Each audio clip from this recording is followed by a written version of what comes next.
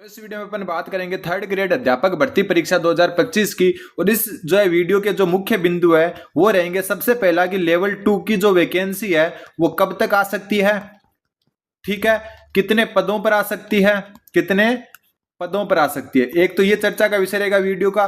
दूसरा कि लेवल 1 और लेवल 2 दोनों में पदों में वृद्धि कितनी हो सकती है, मतलब पदों में कितनी बढ़ोतरी हो सकती है, ये चर्चा करेंगे।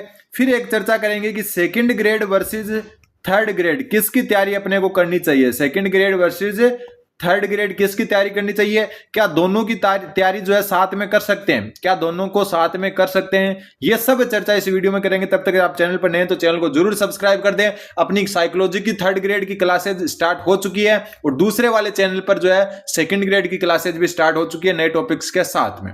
तो शुरू करते हैं अपन लेवल 2 वाले जो है टॉपिक से। तो लेवल 2 में जो है वैकेंसी कब तक आ सकती है, तो लेवल 2 में आपको जो है अक्टूबर में हो सकता है, दीपावली से पहले पहले, ठीक है, दीपावली से पहले पहले आपको वैकेंसी मिल जाएगी, पहले पहले वैकेंसी मिल जाएगी। और फिलहाल आप जो है 100% ये मान के चलें कि जनवरी में ही एग्जाम होगा। ये मत सोचें कि एग्जाम आगे होगा, कारण पिछली बार जो है दिसंबर जनवरी में फॉर्म फिल करवाए थे और फरवरी में पेपर हुआ था।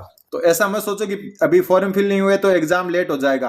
पिछली बार दिसंबर में नोटिफिकेशन आया था, जनवरी दिसंबर में फॉर्म फिल हुए थे और फरवरी में एग्जाम हो गया था। तो वैसा ही होगा, अक्टूबर में आपका लास्ट तक या बीच में जो है आपका क्या जाएगा, दीपावली के पहले पहले चांस है कि आपका नोटिफिकेशन आ जाएगा। उसके बाद में आप जो है फॉर्म फिल करोगे और एग्जाम आपका जनवरी में ही जो निर्धारित जो डेट है उन पर ही मानकर चलें, ठीक है। फिर बात आती है कि कितने पद होंगे इसमें, ठीक है, कितने पद होंगे। एक बात और मैं बता दूं कि second grade versus third grade वाले टॉपिक पर अपन चलेंगे। पहले ये देखते हैं कितने पद होंगे लेवल 2 में। जो वैकेंसी आपके सामने आ चुकी है वो एक तो संस्कृत डिपार्टमेंट है, ठीक है, और दूसरी जो है आपकी संस्कृत डिपार्टमेंट लेवल 1 और लेवल 2 दोनों है ये। और दूसरी आपकी लेवल 1 की जो है सामान्य जो आपकी वैकेंसी आती है वो आ चुकी है आपके सामने। अब लेवल 2 की जो सामान्य जनरल वैकेंसी जो आती है आपकी पंचायती राज विभाग की, उसमें जो है आपके लगभग 7,500 यानी के आसपास पद होंगे, 7,500 या 7,700 के आसपास पद होंगे सभी सब्जेक्ट के मिला के, ठीक है। अभी अनुमानित ये माना जा रहा है कि 7500-7700 के आसपास आपके पोस्ट होगी लेवल 2 सामान्य वैकेंसी की, ठीक है। बाकी जो पहले जारी हो चुके हैं संस्कृत डिपार्टमेंट लेवल 1 और लेवल 2 और 5,000 पद जो आपके लेवल 1 के पहले जारी हो चुके हैं वो तो है ही, साथ में लेवल 2 की जो सामान्य वैकेंसी है वो लगभग इतने पदों पर आएगी। फिर अपना अगला टॉपिक है जो कि पदों में वृद्धि कितनी हो सकती है। तो बात करें पदों की वृद्धि की, पदों की वृद्धि की बात करें तो देखो अभी जो है कार्मिक विभाग का जो नया आदेश है उसके अनुसार 100% जो है पदों की वृद्धि का प्रावधान है, 100% पदों की वृद्धि का प्रावधान है। इसका मतलब क्या हो गया, इसका मतलब है कि जितने पद आए हैं उसका दोगुने हो सकते हैं बस। तो मान लो कि यहाँ पर 7,500 पद आए तो ये 15,000 तक जा सकते हैं अगर पदों की वृद्धि होती है तो, ठीक है।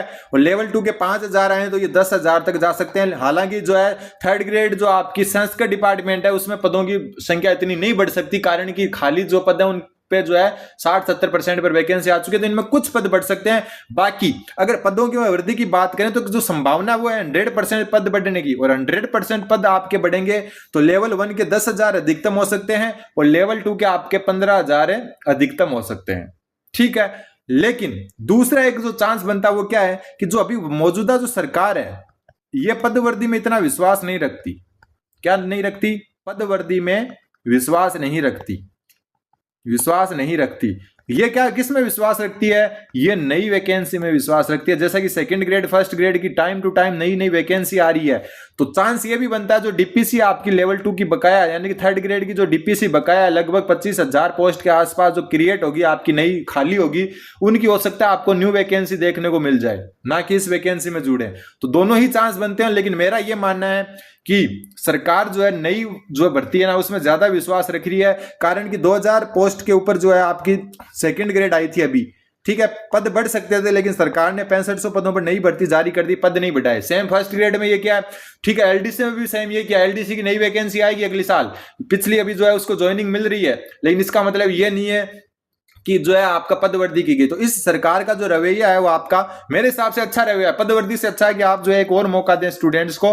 तो नई जो वैकेंसी है ना आपकी उस पर ज्यादा चांस है कि आपका जो ये डीपीसी से लेवल 2 की जो 25,000 के आसपास पोस्ट खाली होगी उस पर आपको शायद नई वैकेंसी देखने को मिल जाएगी। ठीक है, तो ये कुछ जो है आपका रहने के चांस है। बढ़ते हैं तो लेवल 1 के 10,000 तक और लेवल 2 के 15,000 तक अधिकतम में जा सकते हैं। फिर बात आती है कि second grade versus third grade किसकी तैयारी करें।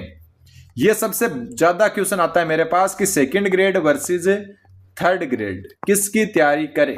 चलो थोड़ा सा तुलनात्मक अध्ययन करते हैं।